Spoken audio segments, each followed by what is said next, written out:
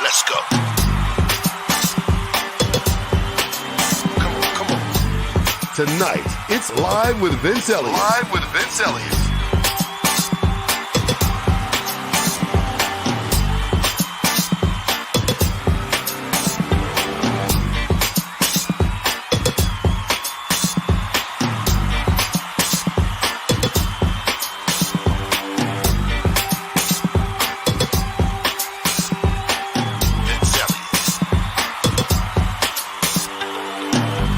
Tonight on Live with Vince Eliot. From Bethany Christian Services, it's Starr, Pettway, and Missy Parker Miller. We're talking foster care and adoption in our community. And keeping the show on track, co-host Erica Mack. Who's the Mac? Let's get it.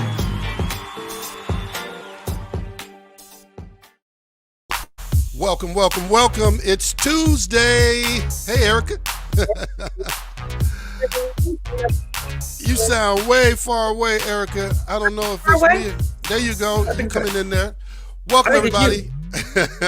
Yeah. Welcome, everybody, to Live with Vince Eliot. Of course, I am Vince Eliot, and she is Erica Mack. Talking in third person as usual. Anyway, welcome to another Tuesday. We are here today, excited once again to join you and give you information, education, inspiration, motivation, and maybe we throw in a few laughs as well. I am just, I'm thrilled today. I'm gonna wait, and I'm gonna let you tell people what you need to tell them, and then I'm gonna tell them about the show today. Hit it. Hey everyone, we would like to remind you to go and subscribe to The Vince Eliot on YouTube. That is The Vince Eliot on YouTube. And don't forget to smash the notification button.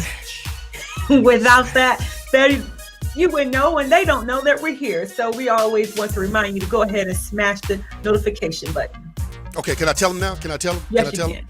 Today we're talking about a topic that we've never talked about before on Live with Vince Eliot. We've been going strong now for about 7 months, and we've talked about all types of things. I won't even run down the list. You should have been watching. If you haven't been watching, do what Erica said. Go to YouTube, search for The Vince Eliot and subscribe and go back and look at some of those other episodes. A lot of things are going to bless your life. A lot of things that we talk about that, is really helping a lot of people that we've been told from our viewers. So today, we're talking about something that's not talked about a lot, particularly in the African American community. And we're talking about foster care and adoption. And I've got the experts from Bethany Christian Services here today. That's right, I got Starr Allen Pettway, who's the branch manager, and I have Missy Parker Miller. And so she's the coordinator. Man, there's a lot of information that's new to me that I didn't know. And so I'm going to be learning a lot today, too, because I got plenty of questions, Erica. Me too. I'm going to be learning a lot. It's always a question out there, how can you help or things like that, or people want to know how can they help. And so elated to get this information. Yeah. Well, I think more than anything, they need to know the need, yes. and how serious it is. But we'll get in all of that. First, we got to get into other news. How was your week? Oh, it's too early for that? Oh, man, I was so excited to get into other news. You always come with them off-the-wall stories. I have two great stories, too. Oh, okay. Matter of fact. So how was your week, Erica? My week was great. I was able to go out of town and witness my friend marriage. And so that was really good. And while I was there, I got to visit with my younger cousin. And so I was really excited to do that. We're in a great state of Mississippi. I don't know how great that state is, isn't it? But you talk bad about Mississippi. My daddy was born in Mississippi. But where I stayed and what I was doing was pretty cool, and I just really enjoyed the scenery and the atmosphere. It was just all really, really nice. The one thing I was really surprised of, not overly surprised, but at least thought it would be something, considering that they're not like hardcore mask wearers and things like that. I was looking for parades for like Martin Luther King weekend, because it was the weekend was the celebration of MLK, and so wasn't able to find too many of those, or any, should I say. Wow. So that was different for me and not expected. You would have found something in Georgia, I bet you that. Right. Plenty going on in Georgia. That's his hometown. So, what's interesting is that, when you talk about marriage, and I don't know if Erica's froze on my end or she's froze to everybody, but she's got that big smile going on. What's funny about that is there's a guy who's passed on, and I won't call his name, but he was, first of all, I love this guy, right? He was from Atlanta, and he reminds me of the character. You've seen him on several comedic shows, but he was the cook in what's that college show that Sinbad was on? And Different World? A Different World. Yeah. He was the older guy with that, I tell you young folks, that guy. Well, he looks similar to this guy, and he acts similar to this guy, and he was always fussing. And so one of the things he would say about marriage was, he said, you going to the wedding? No, I'm not going to no wedding. Why I want to go there and see two people kiss? I'm not going to see two people stand up there and tell that lie. He was just, I said, oh my goodness. And he had all these sayings, man. That was a good one. I was young. I was like 19, 20 years old. And the guys I was hanging around, I was living with at the time, and we were all coming around him. And he would say, he would ask us questions about, whether we was on time for work or did we take a bath or something like that. He said, did you shower? Did you take a bath today? And one of them might say, well, I washed up. Wash up. Boy, when are you going to wash down? He was quite a comedian. So that's good stuff there. Yeah. So anyway, my week, was, as I can reflect on it, must not have been too eventful. Was uneventful because I can't even remember what I did over the past week. So, do you have any recordings? Any recordings? This past week, I think I did have one or two. Yeah, I'm pretty sure. Okay. Yeah. So what she's referring to is we're working on a television show. And that's not what you're Actually talking about? wasn't, but I was What you just saying talking about? if you had any outside recordings, like did you have anybody to record? That's all. Wasn't necessarily talking about the television show. Oh, well, Though. that's a So yeah, recording, but yeah. I did some voiceover recordings if you're referring to that. Okay. I don't know. So yeah, no, that all works. So yeah. Yeah. So, yeah, the production never sleeps. I'm always doing some form of production, so I didn't really count that. All right. Anyway, let's get right to it. In other news.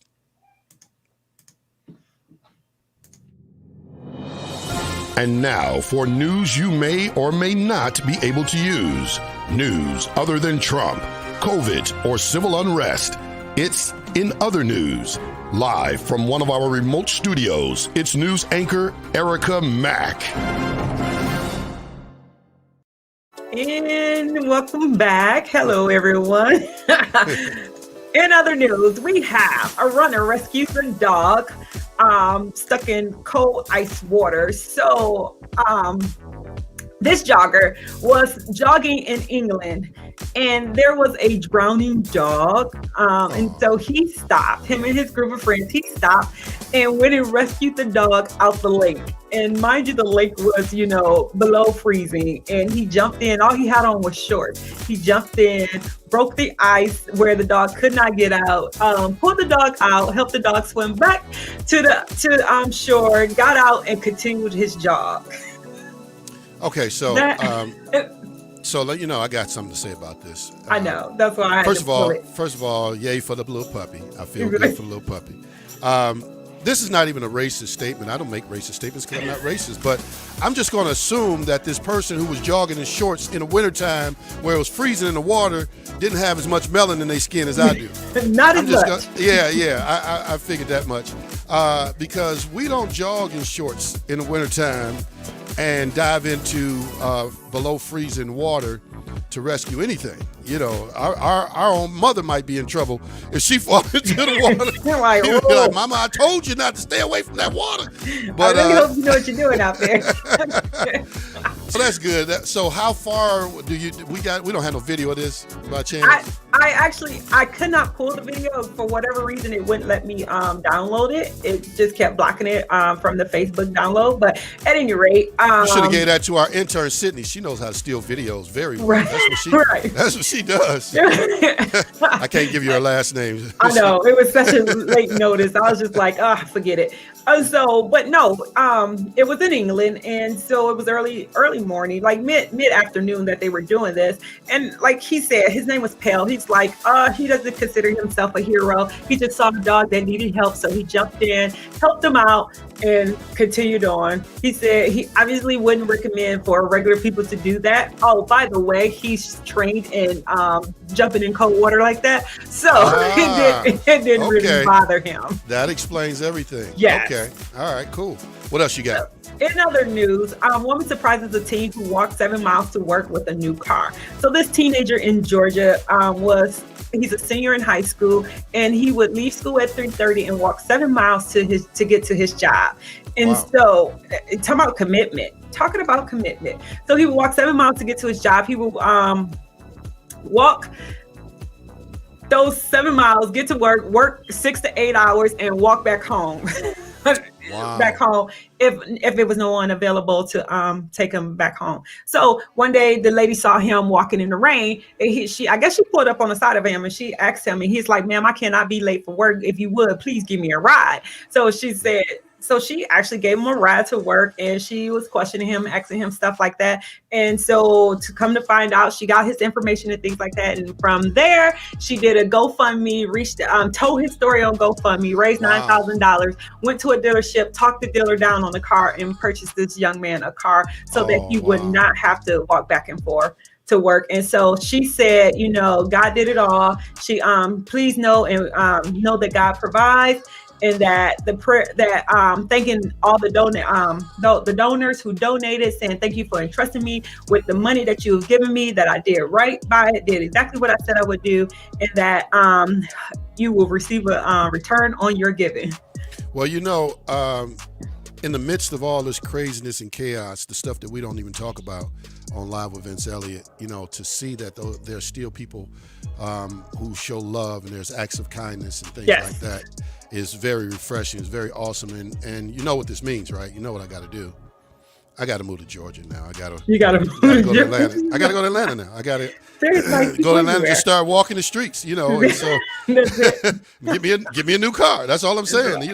Drive it back to the D. That's all. I'm just, But I just thought that his determination has paid off in that way, and so just imagine what he'll be able to accomplish in life just because he was so determined about going to school, walking, and he said he was going to work until he was able to purchase him a car, and because of his determination, she went ahead and did that for him. So, well, especially for a teenager to walk to work in this day and age, to walk up the street, there's so much entitlement. Like it's like, yeah, man. So, yeah. All right, so I won't get on that soapbox. But Give anyway, it to me now. Yeah, so listen, ladies and gentlemen, we are about to get ready to introduce our guests, so I want you guys to stay tuned. If you haven't shared already, please share this with your family, friends, strangers, Facebook friends, whoever, so that they can get this wonderful information that we're about to share. And we're going to get right to it right after this. Hey everybody, Vince Eliot saying thank you for tuning in. Real quick, I wanted to invite you to become partners with us and contribute to our success. Our success is your success. One way that you can do that is by subscribing to our YouTube page, The Vince Eliot. Click on the notification so that you are notified when we go live or upload new content. Secondly, please share this broadcast with your family, friends, contacts, Craig and them, Cud and them, share with everybody. Lastly, you can contribute to the success of the broadcast with a financial contribution of only $1.25 a week, $5 a month, or $60 contribution for the year by using the Cash App information that's on the screen, $Live with Vince Eliot. So thank you for helping us to bring information, education, inspiration, motivation, and yes, a few laughs to the world. Oh. Thank you. Ladies and gentlemen, welcome back to Live with Vince Eliot. If you haven't done so, please share so other people, don't be selfish. Let other people get this great information. We are bringing you information, education, inspiration, motivation, few laughs. And I'm talking fast because I want to save as much time as possible for our topic today. We have on the show from Bethany Christian Services of Detroit, we have Starr Allen Pettway, and who's the branch manager, and we have Missy Parker Miller, who is the coordinator. I know I'm going to mess up the titles, but anyway, I'm going to bring them on. They're going to straighten it all out for us. So without further ado, ladies and gentlemen, please welcome my guest today from Bethany Christian Services. I'm going to do my fake crowd noise as we bring them on.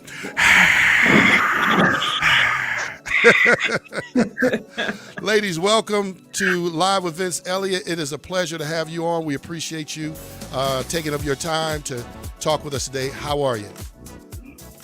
Very good. Thank you so much for having us.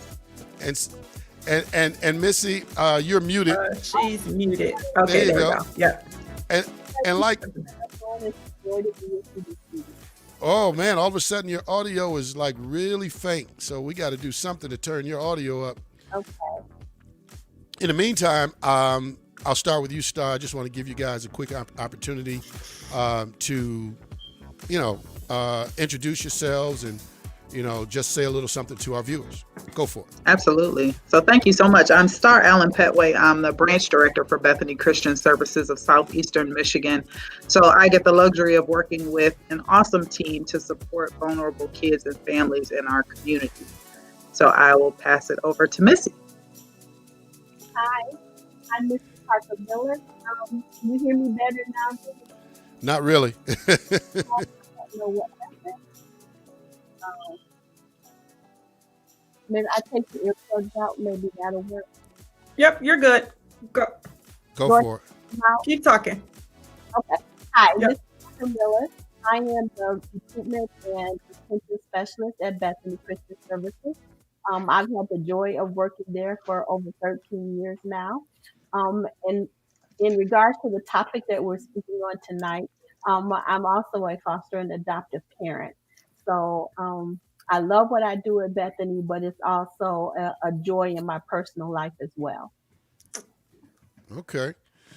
All right. Well, let's just start out this discussion by not assuming that people know what the difference is in foster care and adoption. They may know the difference, but a lot of times they may not know how it works. So, you know, Missy, why don't you tell us, you know, what is foster care, and I'm going to layer this with like two questions. What exactly is foster care, and how does one end up in foster care? Alrighty, that's a very good question. Foster care is the temporary care of a child if their family is going through a crisis. And that crisis can be anything like if there's substance use going on and the children are being neglected, so it's not safe for the children to remain in the home. Mental health issues as well, where the parents, they love their children and want to take care of their children, but that not having the capacity at this time to actually be able to parent. So again, it's not safe for the children to remain in the home at that time. So they come into foster care. And so foster care is we have families who have been licensed to provide a loving, nurturing environment for children where they're going to parent these children that come into their home approximately for about a year and a half to 2 years. The goal of foster care, I have to make this very clear, is that the goal of foster care is for the children to be reunited back with their birth parents or with a relative. That is the goal. So we're working with not only the child or the children and the foster parents, but we're also working with the birth parents to help them overcome whatever it was that brought the children into foster care so that the family can be reunited again. And so with that, that's foster care. How does that differ from adoption? Well, like Starr. I said, foster. Oh, okay, go ahead, Star. Sure. So the difference between foster care and adoption, as Missy stated, the point of foster care, the goal of foster care, is to return kids to their family of origin. So wherever they have come from, whether they're living with both parents, whether they're living with their mother, or they could be living with grandparents, the goal is to return kids to their family of origin. But that's not always possible. Sometimes, even with the supports that we're able to provide families, whether it's housing, whether it's mental health, whether it's substance abuse supports, sometimes families just struggle to get it together. And the time frame in which the court allows for a child to return to their family, if that family is unable to like rectify those issues, then those children eventually become available for adoption. And essentially, we look for families to provide permanency for those kids and potentially become their forever family. Okay. So, Missy, what are some myths that need to be debunked with foster care? There are a lot of myths out there regarding foster care, a lot of misinformation. Um, so I like to state at first, there's a tremendous need, especially in the Metro Detroit area, for more foster parents. So I want to put that out there first. And then some of the myths are a lot of people think that you have to be married to be a foster family, and that is not true. You can be single and be a foster parent. You need to be at least 18 years old to be a foster parent. You also don't have to own your own home. You can be renting, a home, a condo, um, be in a mobile home or an apartment. As long as you have the room necessary for that child, that's not a problem. The child does not have to have their own room. They only have to have their own bed. So, as I said, when my husband and I did foster care, we had 3 birth children. And so if I got a foster son that came to be with us, he would just share a bedroom with my son. He just had to have his own bed, but he did not have to have his own room. So those are some of the myths that a lot of people they think, oh, I can't do this because, but for the most part, no, there's no income requirement either to be a foster parent, as long as you're able to comfortably pay your bills.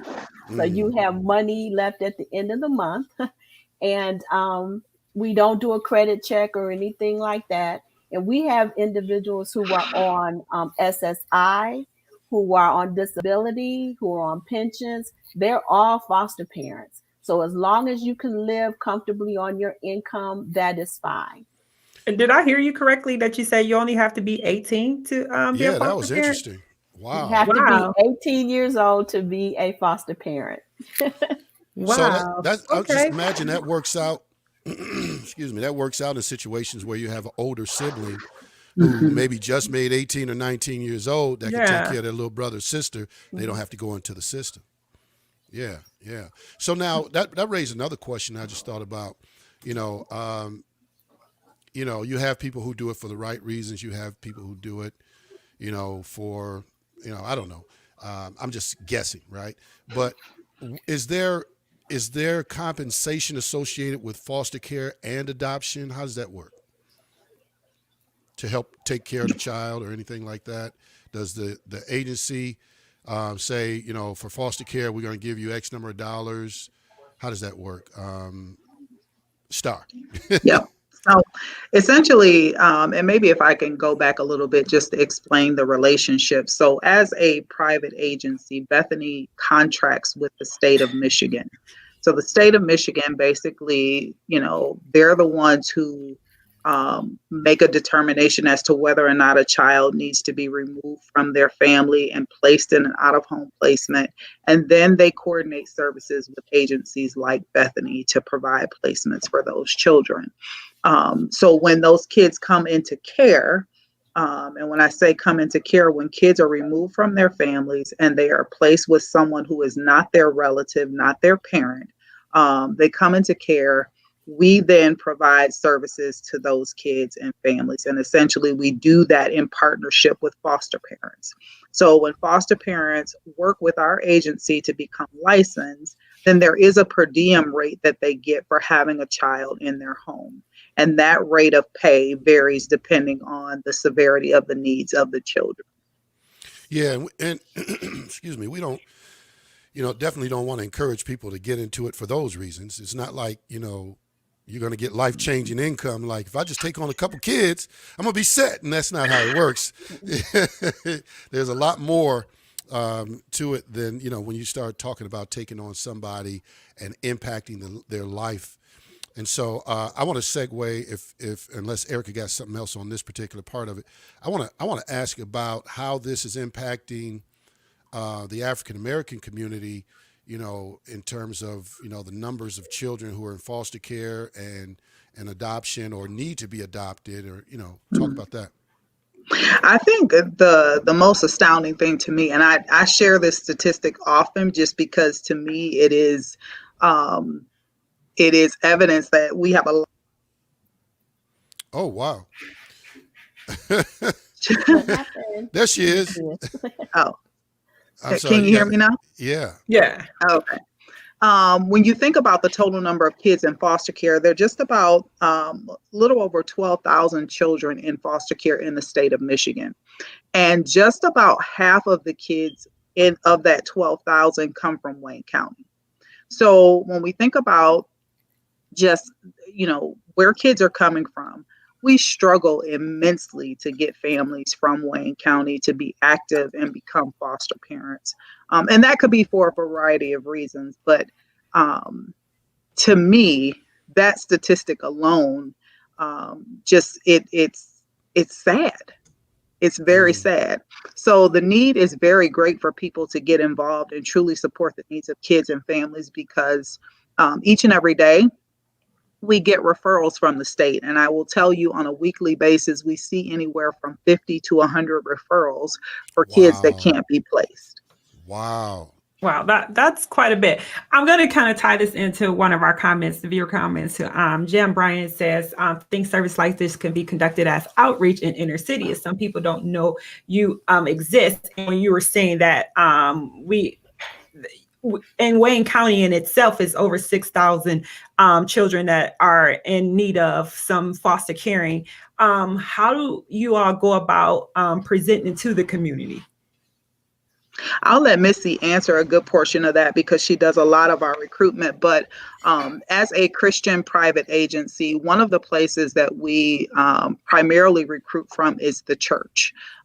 We definitely feel the importance of kids being connected to families that are Christ-centered. And then we also use a lot of other mediums to recruit families, whether that's local events.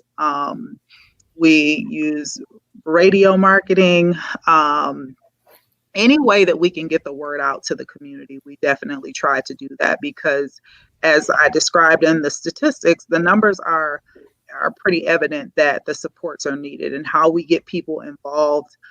We will try everything possible because the need is there, and we need to ensure that kids are safe, and we need to ensure that we're able to support families where they're struggling in crisis.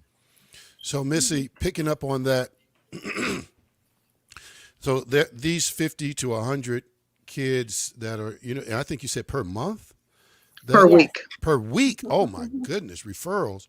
They're in foster care at the time. Is that correct? Or are they in they're in some kind of holding home? Correct. So they could either be in foster care, or these are kids that are in need of immediate placement because they have been recently removed. So they're in a group home? Mm-hmm. No. They could be. They could be in a shelter. They could be in a group home, or they could be in limbo in need of somewhere to go and not having a placement at all. So they could still be in that unsafe or unsupported situation. Correct. Yes. Yeah, and the reason why I just think that's very important to bring out is that you're looking at 50 to 100 kids in the African American community, I think you said, that are either in unsafe situations, whether it's physically unsafe or whether it's, because of some abuse, some drug or abuse or something like that, or whether it's, they don't have the finances to take care of them properly.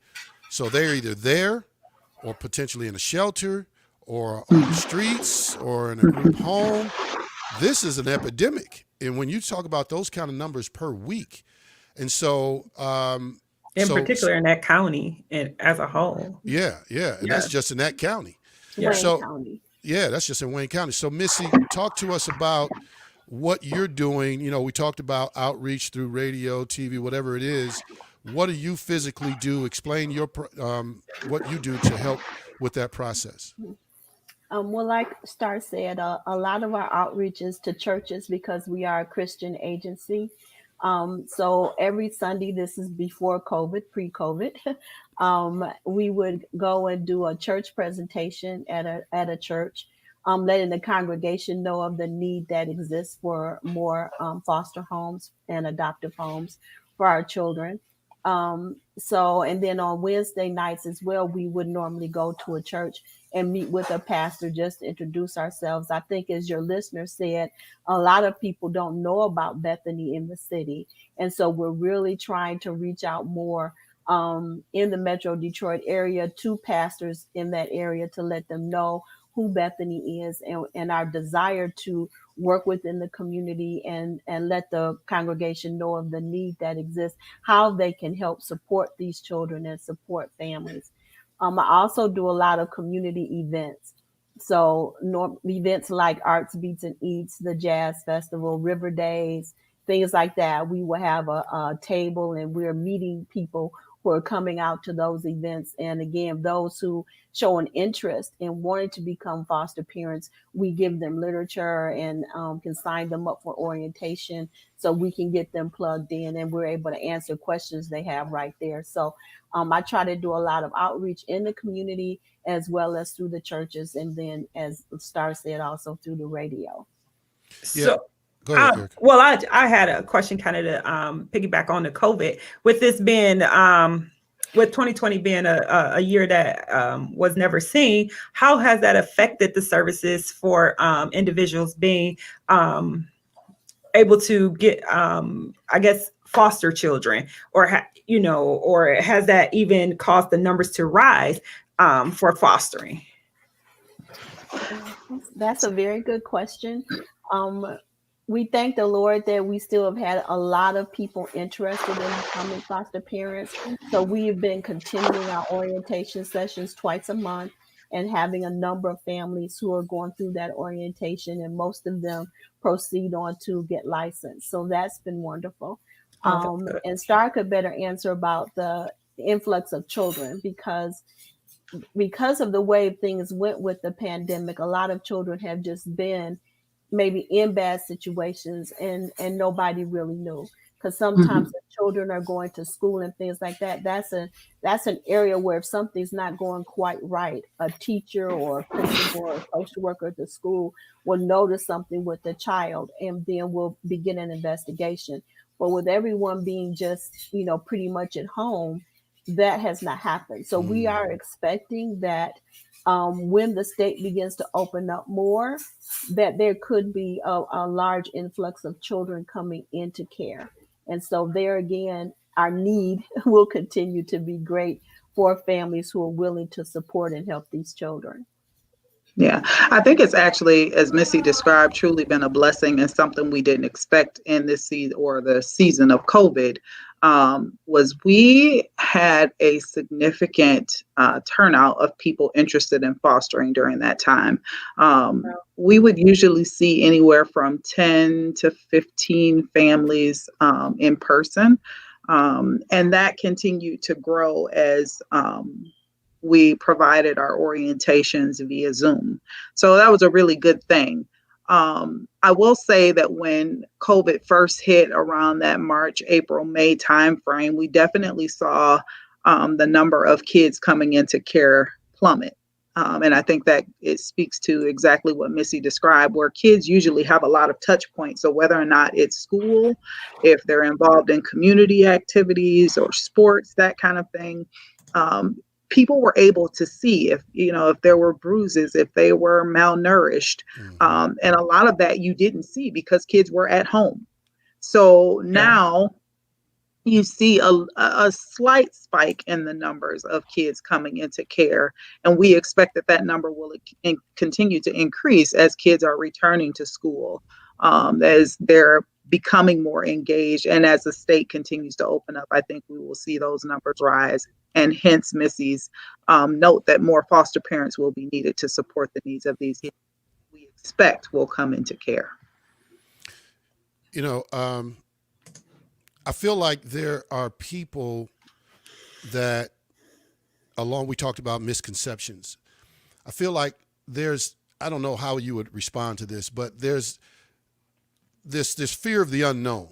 Like, I'm gonna bringing a child into my home. I don't know what their personality is gonna be like. If they have any issues that I don't mind taking care of a child, but am I gonna have a lot of issues that I'm not ready to deal with? Just the fear of the unknown. Whether, especially and we all know, even if it's your own child, when they teenagers, man, that's a whole nother human being right there. So can you kind of give us some kind of comfort that, it's not as scary, it's not as bad as some people think? I will let Missy answer a bulk of that, but it's funny you say that, because we had a conversation with a relative the other day, and she found out that her niece was in foster care and she wanted to help. And eventually she stopped answering the phone and she said, well, I don't want to deal with a teenager that doesn't listen. And I'm thinking, my teenagers don't listen either. So what teenager are you looking for? And if you have a remedy for it, please share it with me. Right. But I think that there is, and I don't like to say, our kids have special needs. I think all of our children, including children of our own, have unique needs, and we have to do our very best to try and understand, where kids are coming from. Essentially, kids that are in foster care have been traumatized, and they have experienced life in ways that many of us could never imagine. So whether or not that is a parent who has abused substances their whole life, or they don't have a place to live or food on the table, or even decent clothes to wear to school, they're not in season. So the things that children experience and the things that bring them into foster care, I think a lot of people don't realize the impact of that. And when kids are what we consider to be misbehaving or they're acting out, many of them are responding to the traumas that they have experienced. So, the awesome thing about Bethany is that we teach families how to manage in these situations. We try to teach them how, trauma impacts the brain and tools that they are able to use as they're working to parent these children temporarily, or if they become the forever family for these children, how to cope with life after adoption. So I'll let Missy speak more into that, but I think that it is a journey, and we have to remember that these kids have experienced trauma, and their behaviors are a result of their trauma. Mm-hmm. And just totally agree with everything Starr just said. Trauma is the biggie. And so for people to realize that these children are not bad children, these are children that bad things have happened to. And so for Say that most of again. Say that again. our foster children are not bad children. These are children that bad things have happened to. And what we know about children is that they are extremely resilient and adaptive. And so we know that once they're placed, for the most part, there are always exceptions, but for the most part, when these children are placed in a loving, nurturing, stable environment, these children begin to heal. And we provide you the support, the resources, the training that you need to help you to do that, because there is no magic to it. It's parenting, and parenting alone is just very difficult, very challenging. It is time commitment, and it's the same thing with foster parenting. You have to have that commitment, work with these children through the trauma and everything that they have gone through.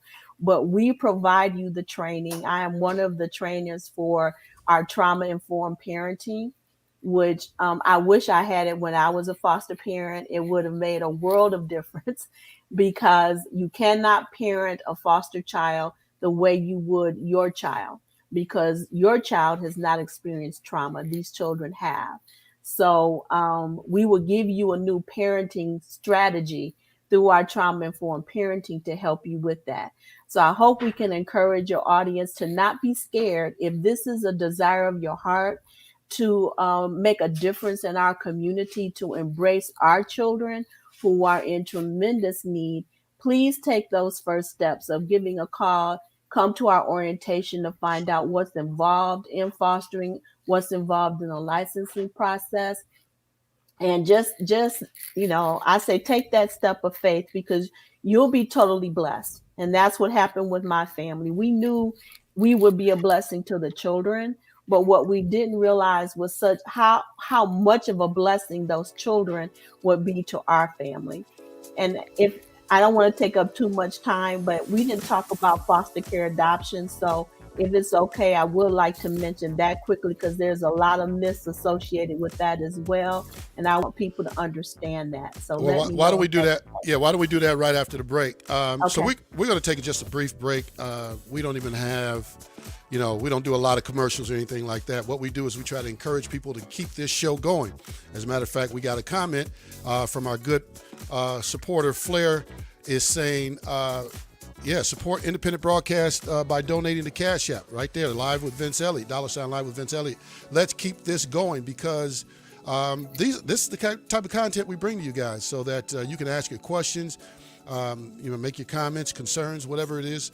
And we're going to be right back right after we take this short break. But I want you guys to start asking more questions and making your comments so that we can address those things, because we want to know what is it that keeps people from some people in our community, African-American community, from considering adoption, from considering foster care. And I want to talk more about, the impact on a child who is placed in a home, and it may be a loving home, but they're not of the same descent, ethnic background, and I'm not saying that it can't work, but we'll get into all of that. I'm just saying that let's have that discussion. Let's talk about the differences and the preferences and what we can do more of to make this work out better, so we don't have 50 to 100 kids in limbo, per week. All right, we'll talk about that right after this. Hey everybody, Vince Eliot saying thank you for tuning in. Real quick, I wanted to invite you to become partners with us and contribute to our success. Our success is your success. One way that you can do that is by subscribing to our YouTube page, The Vince Eliot. Click on the notification so that you are notified when we go live or upload new content. Secondly, please share this broadcast with your family, friends, contacts, Craig and them, Cud and them, share with everybody. Lastly, you can contribute to the success of the broadcast with a financial contribution of only $1.25 a week, $5 a month, or $60 contribution for the year by using the Cash App information that's on the screen, $ live with Vince Eliot.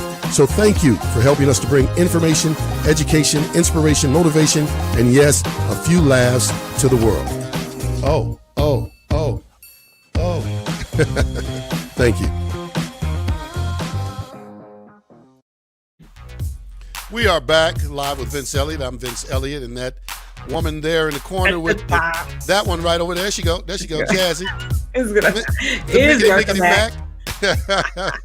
Mickety Mac, as Chris Cross used to say, Eric Mac.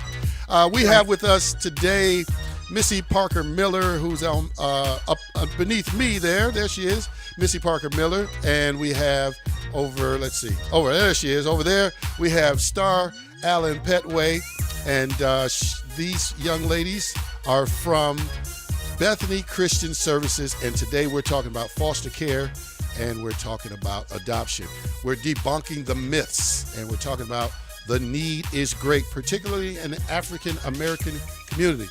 And so Starr had shared with us that there's like a 70% rate, or it's some ridiculous numbers, like 50 to 100 kids are in bad situations where they need to be adopted, and they are just either in somebody's group home, or they're in a shelter, or they're in a situation where they're not being cared for properly, and they need somebody loving that can take them in and give them the support they need.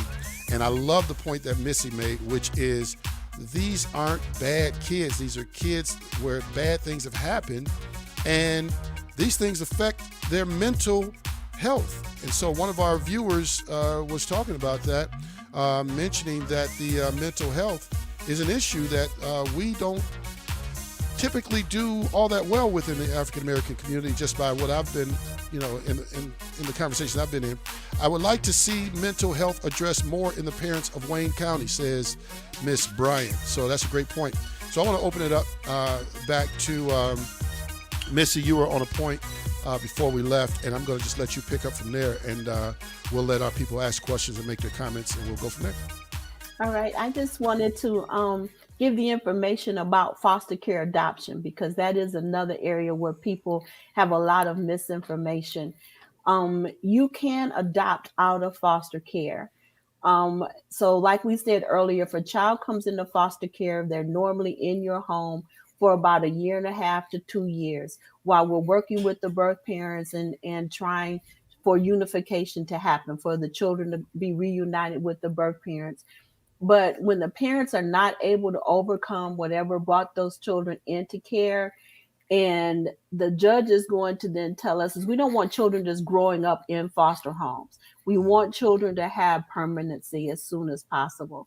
So if it looks like they're not going to be able to be reunited with the birth parent or relative, then the foster parents have the first option to adopt the foster child.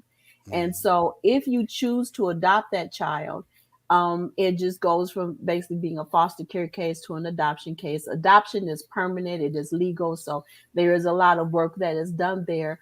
But for the family that's adopting the child, it's really just paperwork, basically. Mm-hmm. But the one thing I want families to know is that we don't want it to be a burden to adopt children. So like Starr said, there is a monthly stipend that you receive every month as a foster parent.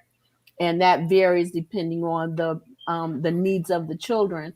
But also when you adopt these children, that monthly stipend continues until the child turns 18, but it becomes what we call adoption subsidy.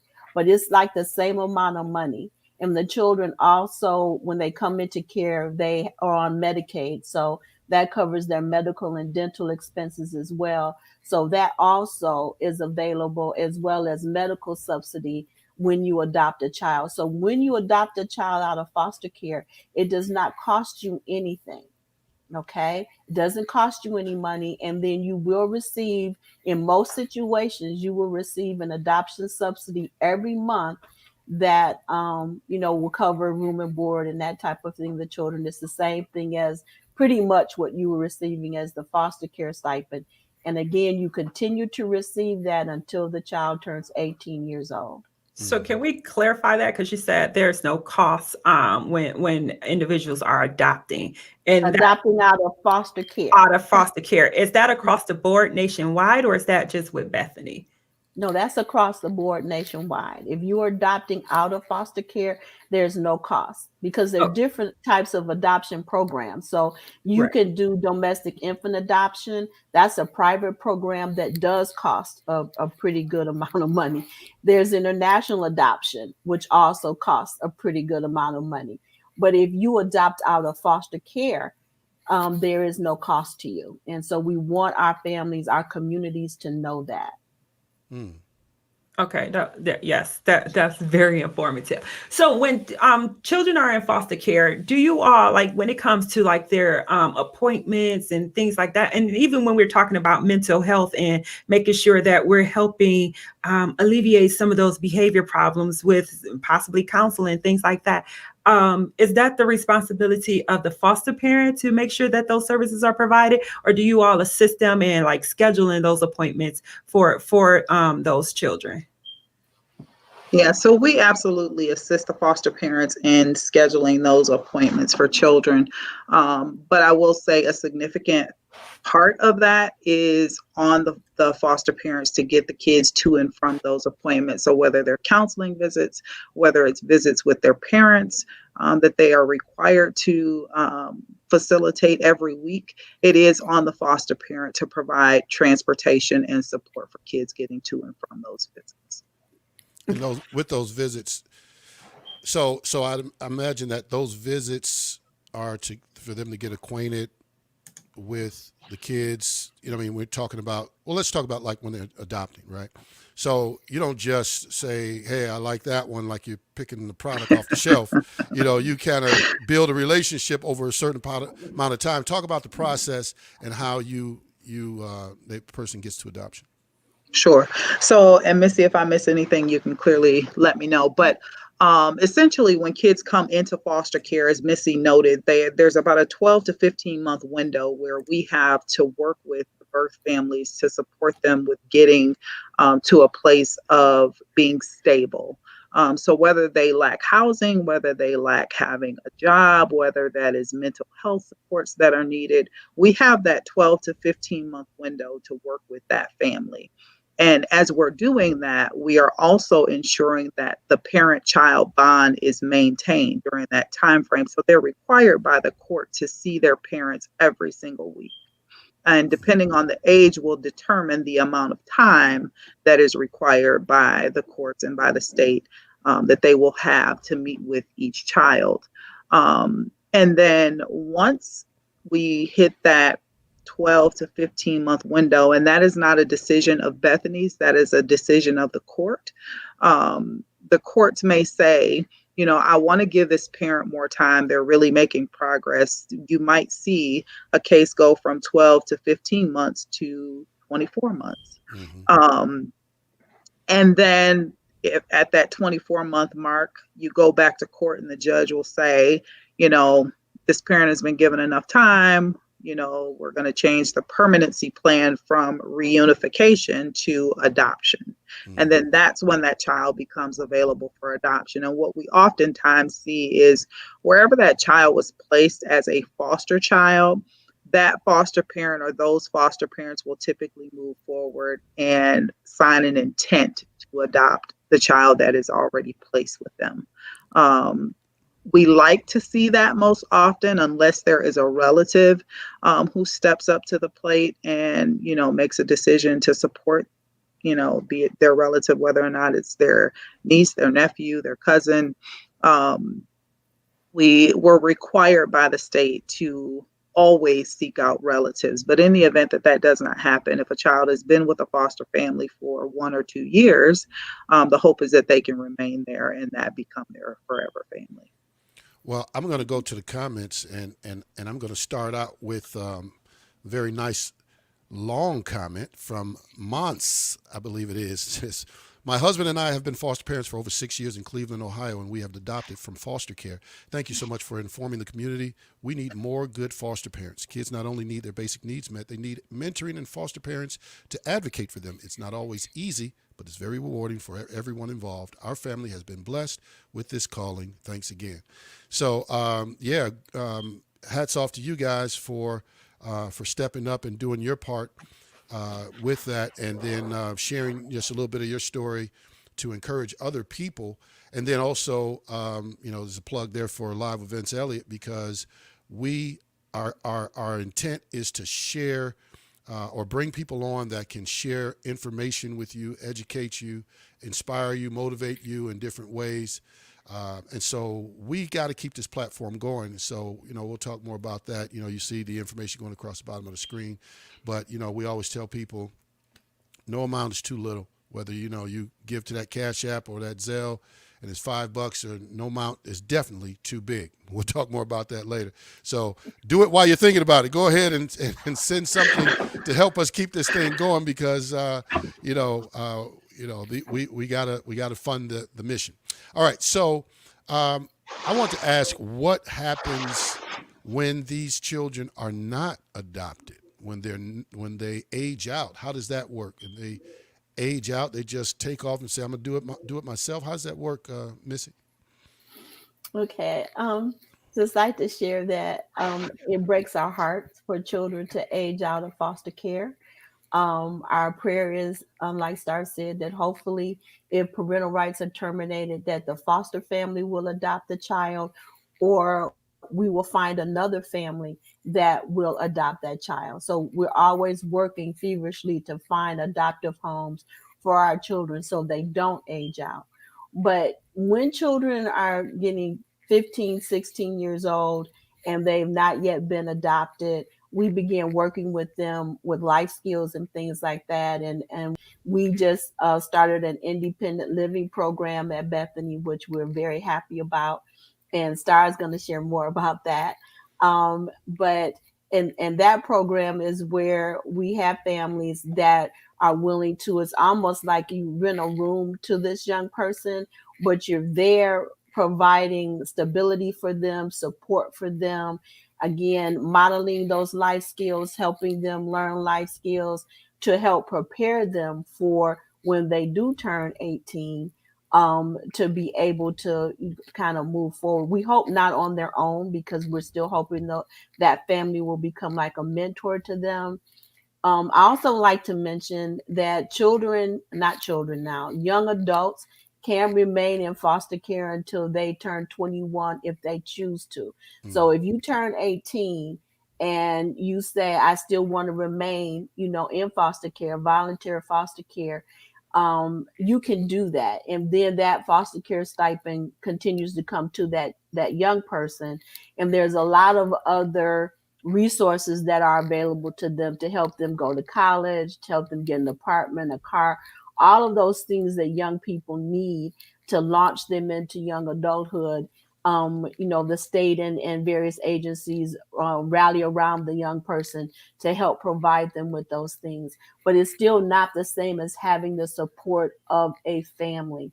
And these children, they really need a family. We hate for them to age out. So anyway, I like for Starr to talk about the independent living program, because that is a new program now with Bethany. All right, Starr, you've got the last topic. You got the last statement before we have to close it out. So, yeah, please All share right. with us about that. And while you guys are, we prepare for Starr, listen, we've only got a couple more minutes here. So, you want to get your last questions or comments in, go ahead and do that. I want to mention the website that's up on the screen, bethany.org/Detroit. But this is a national organization. They're in, 38 states, around the country. And so no matter if you're in Ohio or, any of these other states that they're in, just look them up, bethany.org, and then look for the location closest to you. Take it away, Starr. Yes. Awesome. So I will only take a couple seconds to talk about this, but if I can add on to just the statistics about kids that are aging out of the foster care system. So around the country, there are over 420,000 children in foster care, and more than 23,000 children age out of the foster care system. So when you think about that number in conjunction with the fact that just about 60% of boys who age out of the foster care system are convicted of some form of a crime, and 7 out of 10 girls who age out of the system become pregnant before the age of 21.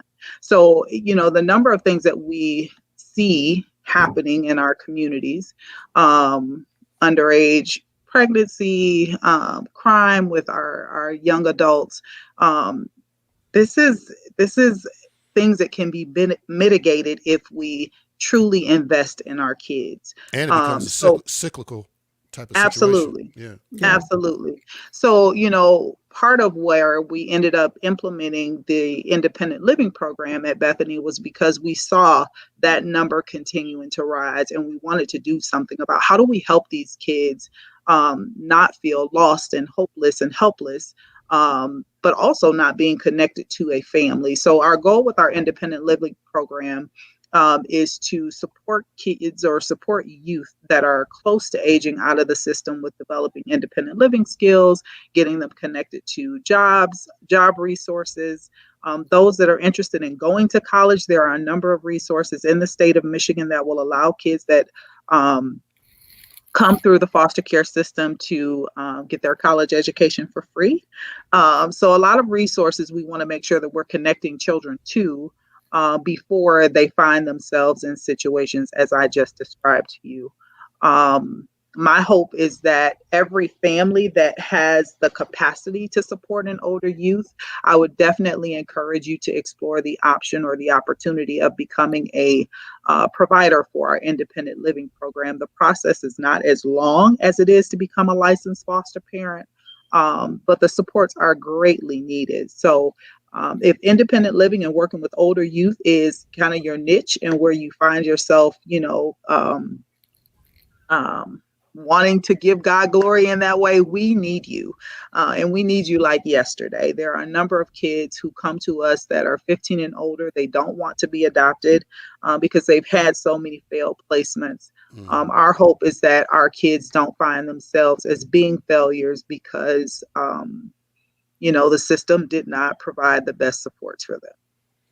Yeah. Well, the need is great. And I think you guys articulated very well in terms of, what's going on in the community. It just seems like every week we get on these very meaningful topics. All of our topics are meaningful, but, different topics mean different things to different people. And it's just like we never have enough time. I try to get my crew to, do a 2-hour show, but they cut it back from an hour and a half to an hour. So they said, listen, we got other things to do with our life. We can't be on here talking all day. So I have to go with I don't want them to leave me. So I got to go with the pressure. They formed a crew on me. Anyway, ladies and gentlemen, thank you for viewing. Thank you to our guests, Starr Allen Pettway and Missy Parker Miller. Thank you guys for coming on. Thank you so much with us. There's so much more that we could talk about. I know there is. I just got so many more questions stored up, but I don't know where that time goes. Maybe I talk too much. Anyway, wait a minute. Don't agree with that. Anyway, ladies and gentlemen, once again, live events, Eliot. We talk foster care. We talk adoption. Information's on the screen. You can call them at 248-414-4080 if you are in the Detroit area. If not, go online to bethany.org and look for your location to find out the Bethany Christian Services that is closest to you. I'm going to give you guys an opportunity for any last words. Let's start with Starr. If you got anything, you got 30 seconds. Go. All right. Thank you so much for having us tonight. I am just very grateful for the opportunity to share the need about foster care and adoption in our community and around the globe. I just encourage families that feel the urge or it's been on your heart to foster and care for vulnerable kids and families. Please call Bethany. We need you. We greatly appreciate you, and thank you very much. Very well said. All right, Missy, you got 30. Go. Okay, same. Thank you so much for having us on. And I just like to say, as a foster and adoptive parent, we will train you. We will give you the tools that you need to be able to do this. So please don't be scared. Take that step of faith and reach out, because you can be such a blessing to a child, and that child can be a blessing to your home. So please take that step of faith. Thank you. All right. So we want you guys to hang out just for a moment backstage while Erica and I close it out. And once again, we appreciate you. Great job. Great job. Thank you. Well, I love Erica, another one in the books. I know, I love it. I just compel people, please, absolutely, all you single children homes, pick up one more. It's okay, maybe two. It'll help your child out a whole lot. Help you out, then you'll have to entertain as much. I think what we went without saying is that people. It's easy for us to see the need of the child and that, you're helping the child. But a lot of times that child can be a blessing to your life as well. Oh, yeah, absolutely. You never even know how. Yeah, you never know how, Yeah. And I'm not necessarily talking about they're going to grow up, be rich and famous and give you $10 million. I'm talking about just adding to your life. Enrichment. Enrichment to your life. Yeah. So, all right. So I got to go ahead and give this plea again. I don't know if you all are tuning me out. What's going on? We need your support. I'm not going to be bashful. I used to be bashful about this, but I'm going to be real bold and say, listen, we need 10, 20 of you all. I know there's more watching than the numbers we see at the top of the screen because they don't all register depending on how you join us. But I need for you guys to give your $5, $10, $20, $50, $100 donations to help support this work that we're doing. It's something we believe in. We are always looking for sponsors. So if you want to sponsor the show and promote your product or service, get in touch with us. Use the email address. It is thevinceelliott@gmail.com. We'll get that on the screen. There it is. Let me see. Nope, it's not up there yet. But thevinceelliott@gmail.com. Contact us to be able to, sponsor. Yeah, there it is. So other than that, Erica, I think that's it. That was a great show, man. It was. Beverly thought so. Yeah. And I mean, just the fact, the one thing of knowing that you only have to be 18 to be a foster parent. Yeah, that was amazing. Foster love. So, you're not too old or too young. Yeah. And then what's up to Flair? What's up to Mons? What's up to Marcus? Oh, man, so many people in the chat there. And those of you who did not chat and you were just kind of watching from the sidelines, that's cool, too. And so we appreciate you guys. We appreciate our viewers. We appreciate those of you who have given. We want to acknowledge those who have given in the past. Those of you who wanted to give but couldn't give. Those of you who gave $100, those of you who gave $5. We appreciate the $5 just as much as the $100. It all adds up. So we appreciate it. Listen, go to $ live with Vince Eliot, 1L1T. Do it now before you forget. Do it now. Do it now. Do it now. Go ahead and send what you can today, and we'll look for the rest next time. Erica, you got the last word. That's right, everyone. Thanks again. Don't forget to go and subscribe to The Vince Eliot on YouTube. That is The Vince Eliot on YouTube. And that we're nothing without God. This show is absolutely nothing without you. Until next week, we will see you. All right. Thank you, guys. We love you. Peace.